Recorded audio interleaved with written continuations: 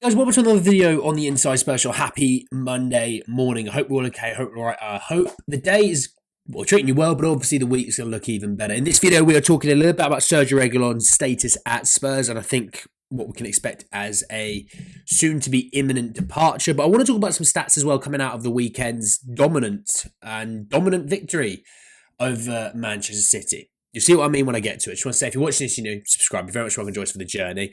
And let me start with a little bit of Sergio Reguilon flavoured news. So Team Talk posted it, but it's really come from the Mirror. And it said that Reguilon is reportedly keen to have his Spurs contract ripped up so he can leave on a free transfer and reignite his career somewhere else. It sort of goes on to say, according to the Sunday Mirror, Reguilon is ready to terminate his Tottenham contract and find a new club. His current deal is set to expire at the end of the season, but reportedly wants to leave before that so he can go somewhere and get regular game time. Clubs from Turkey and Saudi Arabia are said to be monitoring Reguilon's situation and are interested in signing him, despite the fact he's not played a competitive game in 6 months. Spurs would have to agree to terminate Reguilon's contract, and it remains to be seen whether they do so or not. It appears they'd have little to lose if they did. This sort of thing is annoying to me. I think I don't. I'm going to be nice. I think Reguilon overestimated his market, and I think he was really hell-bent on playing for a Champions League club, and there just wasn't a Champions League club that was interested in him. And then it got so late into the window that it would have been a panic move for him. And he thought, well, it's better off staying at Spurs for a few months. Maybe I'll get a few minutes here and there, and then I'll move in January. And he's got no minutes. And that's not surprising to anyone. It's not surprising. The amount of times we talk about, Desi's not played that well. Put Spence in. And I somewhat get that to a degree.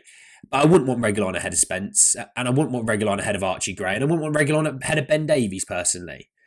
The one thing that they all have in common is the fact they have a factor in their game, which is a solid factor and would help us. With Ben Davies, it's his ability to defend, and he's pretty decent with the ball. With Jed Spence's athleticism, his defending ability, his link-up play even so far under the ange has been very, very good. With Archie Gray, his link-up play, his physicality, they're welcomed gifts.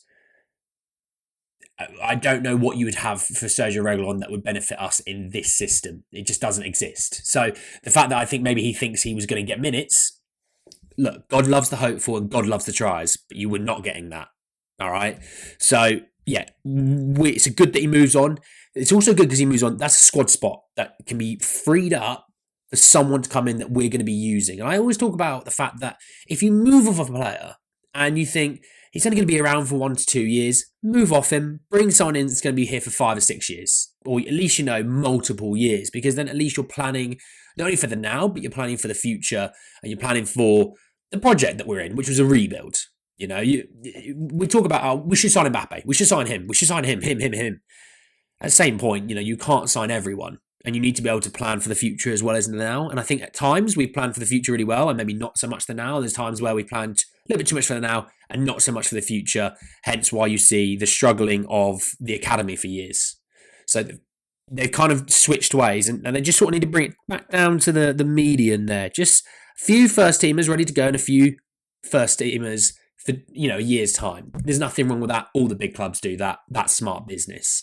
So hopefully we move off of Reguilon. We bring in a left back that he's going to be here for a good few years. He's going to push Destiny Udogie to be even better. If we get to see Destiny Udogie of his Manchester City performance week in, week out, that's incredible. That's the best left back in the league, hands down. Not a competition. Because there was another left back on that pitch, and I talked about, and people talk about how amazing he was. Well, I watched him. Dejan Kulusevski just annihilated him all game. And then Brennan Johnson scored on his side as well. So he's,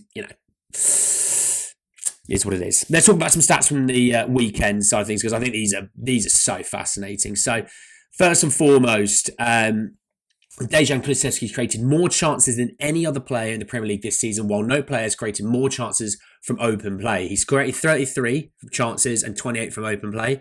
He also leads the way for most possessions won in the attacking third of 16. That is bloody ridiculous. And the amount of people that are on this list of most chances created, a lot of them take set pieces and free kicks, corners and things like that. So He doesn't take a ton of them, so which is impressive. Another stat is Spurs had failed to win away to any of the traditional big six in the Premier League last season. The campaign they've won, this campaign they've won both matches they have played, scoring 7 goals in total and keeping clean sheets in both. So you're averaging 3.5 goals in your 2 away games against the traditional big six, as well as conceding 0. That's not down to. That is not bad. That is not bad whatsoever. Just want to say as well, this is a big shout out for Radu Dragusin and Ben Davies, that they are the first centre-back pairing to register a clean sheet for Spurs at the Etihad, away at Man City, since May 2010. Just deep that for a second. Toby Alderweireld, Jan Vertonghen, Davinson Sanchez was a 40+ million pound player, Christian Romero, Mickey van der Ven, all these players, obviously they've not actually played at the Etihad because they're never bloody fit for it. But all those players, are really solid centre-halves have been around at this club for a while. A left-back playing centre-back and a guy that everyone thinks is rubbish. That's not too bad, is it? It's not too bad. I think that'll do just about.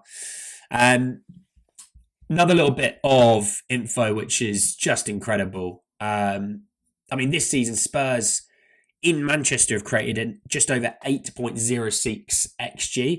Manchester United this season have created 9.76. So we're 1.7 behind Manchester United, who play in Manchester, which is just ridiculous. This one's brilliant because I've sat on this Pedro Porro support hill and I'm dying on the hill sometimes. There's some of you that join me, there's some of you that don't join me. This will bring hopefully a few of you around. Since Pedro Porro's debut in the Premier League, he has the most goals and assists by defenders. He's on 19. Trent is on 17. And then the next 2 are Kieran Trippier and Ben White with 14. So he's 5 clear of those 2. So, I'm not going to bring too many more stats in because I don't want to bore you all. But I just wanted to bring a few in because that is incredible. I think Pedro Porro is a very, very good right back. What you saw at the weekend was a guy who was ready to defend. And that's the key thing, and it's all great and all for Destiny and Porro to do it against Man City.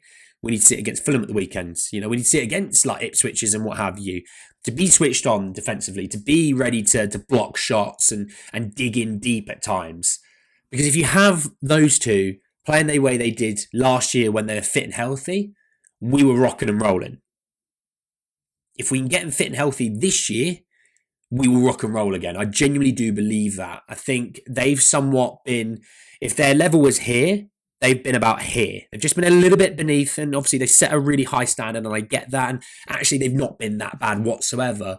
They've just been a little bit under their top performances that we expect of them. If they get back to that level, those losses become draws, and those draws become wins. That's how I genuinely feel some of those games would go. And, when you do play against, the Arsenals, the Chelseas, the Cities, the Liverpools, Liverpool comes up in less than a month. Manchester United away in the EFL Cup comes up in less than a month.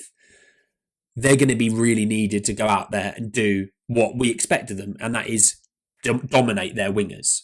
We've seen it with Destiny last year, just annihilate right winger after right winger after right winger. We've seen it with Pedro Porro defensively, actually been pretty solid. People seem to think he can't defend anything and he's a traffic cone, but actually he can defend. And if you don't always look at the stats and sometimes just watch the game, you can see it. Saturday was the prime example. Savio, when he was running it in, did nothing. Savio, when he cut inside and dealt with the midfield, created stuff. That was because Pedro Porro was locked in and ready to go. So look, I'm interested to see what you guys think of their stats. Interested to see what you guys think of the Sergio Reguilon situation and obviously the creation of potentially a new squad spot for someone else to come in with, who you think that might be, etc, etc, etc. Thanks for watching, guys. Obviously, subscribe. Let me know down below and hit the bell notification for more. Anyway, guys, I'll see you all around. Talk a little bit more nonsense about Spurs. Take care. Peace.